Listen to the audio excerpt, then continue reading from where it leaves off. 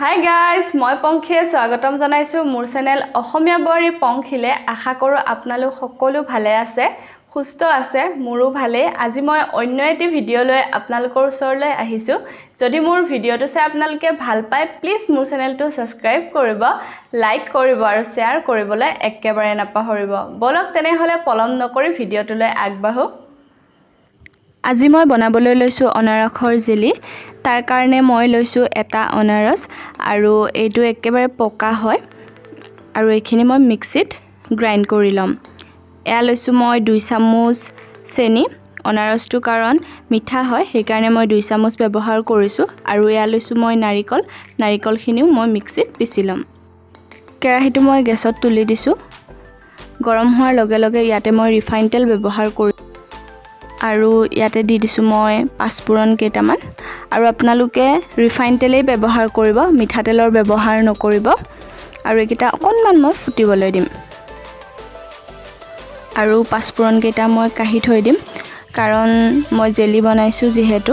পাঁচপুৰণ যদি সুবাই পাওঁ ভাল নালাগিব হেতু কাৰণে মই অনলি পাঁচপুৰণৰ ফ্লেভাৰটো আহিবৰ কাৰণেহে মই পাঁচপুৰণ কেইটা তেলত দি লৈছিলো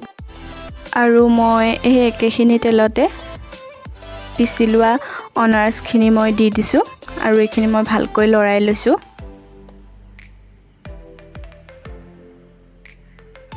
এতিয়া মই ইয়াতে গ্ৰাইন্ড কৰি থোৱা নাৰিকলৰ গুৰিখিনি দি দিম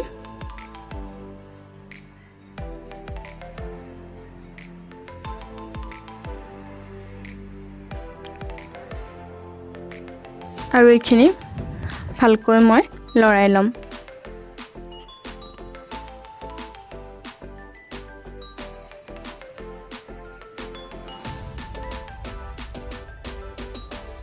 আৰু মই ইয়াতে দিম এতিয়া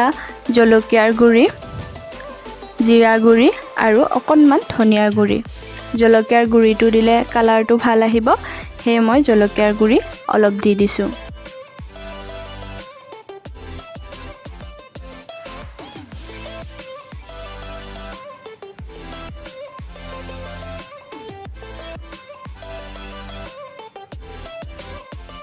এখিনি অকনমান ভাজি লোৱাৰ পাছতে মই ইয়াতে পিছি লোৱা চেনিখিনি দিম আপোনালোকে চেনি পিছি দি দিব তেতিয়া ধুনিয়াকৈ মিলি যায় নহলে গোটা চেনি দিলে অকনমান গোটা গোটা দৰে হৈ থাকে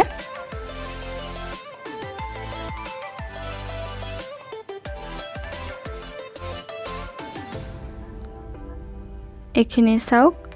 মই ভালকৈ লৰাই দিছো আৰু উতল আহিছে এখিনি সময়তে মই ইয়াতে তিয়াই থৈ দিছিলো কেইটামান খিচমিচ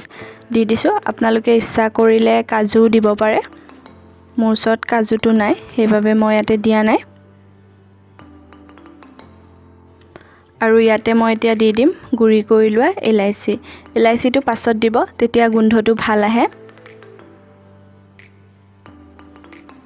আৰু মই একেবাৰে শেষত ইয়াতে 1 চামুচ ঘিউ দি দিছো ঘিউ দিলে গোন্ধটো ভাল আহে আৰু খাবলৈ টেষ্টি হয় আৰু এয়া আমাৰ জেলি ৰেডি হৈ গৈছে খাবলৈ যে হসাকে খুবেই ধুনিয়া হয় ঘৰত এবাৰ ট্ৰাই কৰি চাব আৰু চাওক এখিনি হৈ গৈছে আপোনালোকে যদি আৰু অকনমান গোটা কৰিব বিচাৰে গোটা কৰিব পাৰে মই ইমানখিনিতেই ৰাখি দিম বনাবলৈ একেবাৰে ইজি হয় খাবলৈ কিন্তু বিৰাটেই টেষ্টি হয় আপোনালোকে লুচি হওক ৰুটি হওক বা ভাতৰ লগতো পৰিবেশন কৰিব পাৰে খাবলৈ বিৰাট টেষ্টি হয় আৰু আপোনালোকে এইখিনি ফ্ৰিজত 1 মাহৰ লৈকে ষ্টৰ কৰি ৰাখিব পাৰে বেয়া নহয় আৰু ঘৰত এবাৰ নিশ্চয় ট্ৰাই কৰি চাব ভাল পাব আপোনালোকে যদি মোৰ ভিডিওটো চাই আপোনালোকে ভাল পালে প্লিজ মোৰ চেনেলটো লাইক কৰিব শেয়াৰ কৰিব আৰু সাবস্ক্ৰাইব কৰিবলৈ একেবাৰে নাপাহৰিব